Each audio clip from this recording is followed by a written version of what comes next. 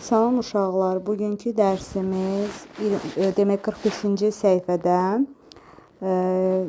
3-cü tapşırıqdır. Gəlin buradan başlayaq. 3A şeiri oxuyun. Şeirdə hansı təhlükə haqqında xəbərdarlıq edir? Şeirin adı Çaydadır. İsti havada, yayda, uşaqlar çimir çayda. Çimmək hər şeyə dəyər, üzmək bilmirsən əgər. Çox getmə, dərin olar. Bax, təhlükə yaranar. Gəlin hecə-hecə oxuyaq. İsti, isti, havada, havada, yayda, yayda. Nə oldu? İsti havada, yayda. Uşaqlar, uşaqlar, çimir, çimir, çayda, çayda. Uşaqlar çimir çayda. Çimmək, çimmək, hər şeyə, şeyə, dəyər, dəyər. Çimmək hər şeyə dəyər. Üzmək, üzmək, bilmirsən, bilmirsən, əgər, əgər. Üzmək bilmirsən, əgər. Çox, çox, getmə, getmə. Çox getmə, dərin, dərin olar, olar. Çox getmə, dərin olar. Bax, bax, təhlükə, təhlükə, yaranar, yaranar. Bax, təhlükə yaranar. Şeirin müəllifi, yəni şeiri yazan Xanımana Əlibəylidir. Verilmiş şəkilləri şeirlə əlaqələndirin. Onlar haqqında bildiklərinizi danışın. Birinci şəkil halqadır. Halqa dəyirmi, yumru formalı bir əşyadır. Suda batan adamı xilas etmək üçün suya atılır ki, ona tutunub batmasın. Onu əlinə tutsun ki, həmin adam batmasın. Məqsədi suda təhlükəsizliyi təmin edir, xilas etmə vasitəsidir.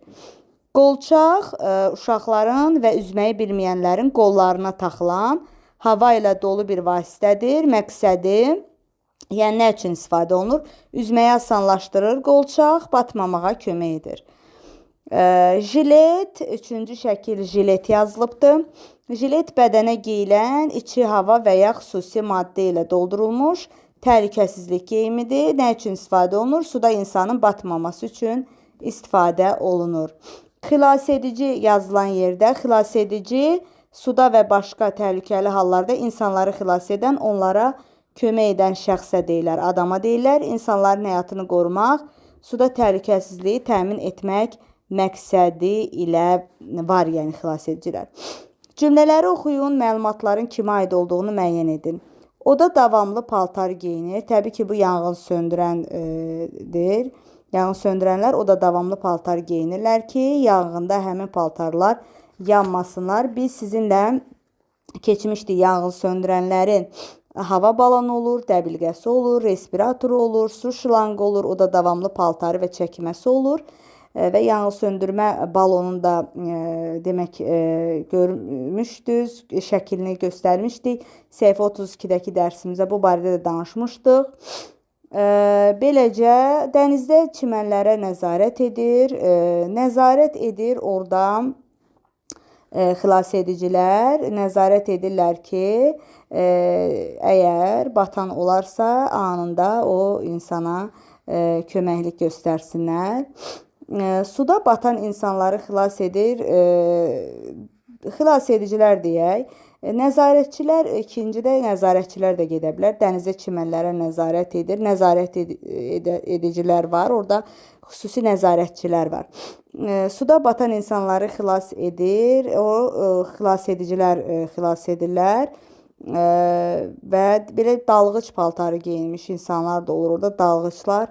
Onlar dərinə üzmək üçün demək ki, öz paltarlarını geyinirlər və ki, suda batmasınlar. Qorunmaq üçün respirator taxır. Bu da yanğın söndürənlərə aiddir.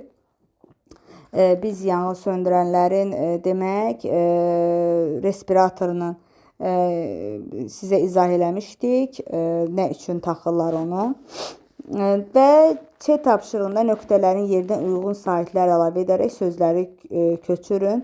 T-ə-m, i olacaq, təmir, İ-şı, a olacaq, işarə, Y-anığı, I olacaq, yanğın, K-i, b-r-i-t, kibrit, i-y-n-ə. İynə. Birincidə i olacaq, təmir. İkincidə a olacaq, işarə. Yanğın, kibrit, iynə. Böyüğü, kiçiği. Ağır, ağır. Dağ, dağ. Və çayda şeirində bir də oxuyaq. İsti havada yayda, uşaqlar çimir çayda. Çimmək hər şeyə dəyər. Üzmək bilmirsən əgər, çox getmə, dərin olar. Bax, təhlükə yaranar. Şeirin müəllifi Xanım Ana Əlibəylidir.